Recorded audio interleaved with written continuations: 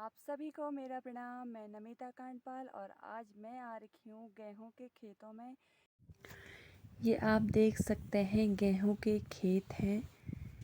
बारिश न होने की वजह से बहुत ही कम ग्रोथ कर पाए हैं।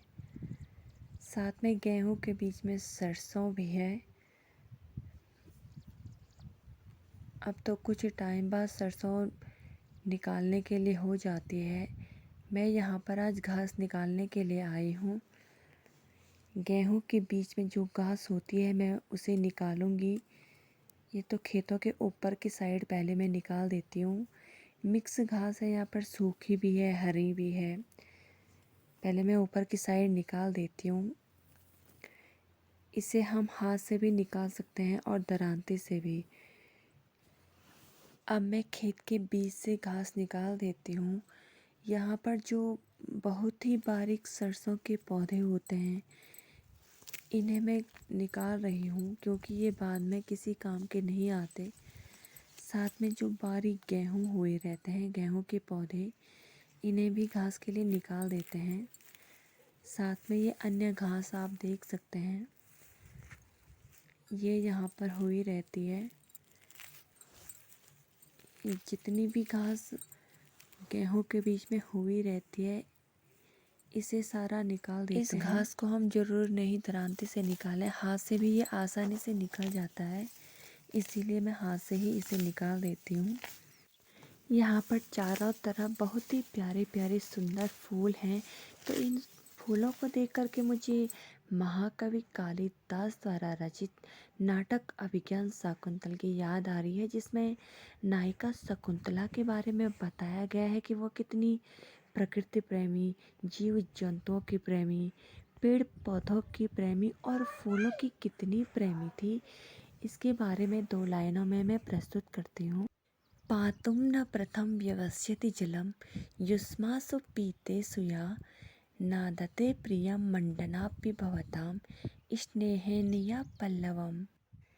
शकुंतला जब तक पेड़ पौधों को, फूलों को पानी नहीं देती थी तब तक वह स्वयं भी पानी को ग्रहण नहीं करती थी। भले ही शकुंतला मंडन करने में यानी कि सजने संवरने में रुचि रखती थी, उसका इंटरेस्ट था, लेकिन शकुंतला ने कभी भी फूलों को तोड़ करके खुद को सजना और संवारना नहीं चाहा। कुसुम प्रसूति समये यस्या भवत उत्सवा, जब कलियां फूल बनने लगती यानी कि कलियां खिलने लगती तो उस समय शकुंतला बहुत प्रसन्न होती और उत्सव मनाने लगती, क्योंकि वह फूलों से इतना प्रेम करती थी।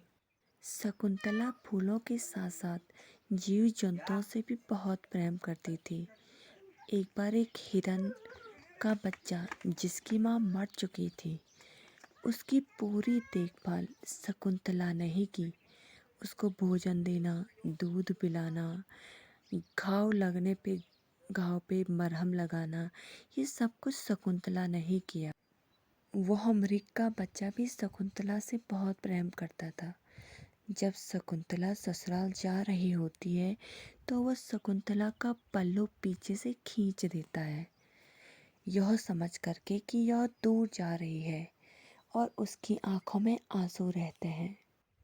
और इतना ही नहीं, फूलों से फूल झड़ने लगते हैं, पेड़ अपने पत्तों को छोड़ने लगते हैं, सारे जीव जंतुओं के आंखों में आंसू रहते हैं, क्योंकि सभी को यह पता लग चुका होता है कि शकुंतला अब हमें छोड़कर जा रही है।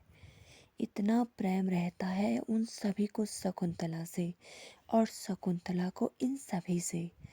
यही निस्वार्थ प्रेम होता है, क्योंकि प्रेम में पाना नहीं, खोना होता है। प्रेम में लिया नहीं, दिया जाता है। मिस्टेक के लिए माफ़ी चाहती हूँ। Thank you.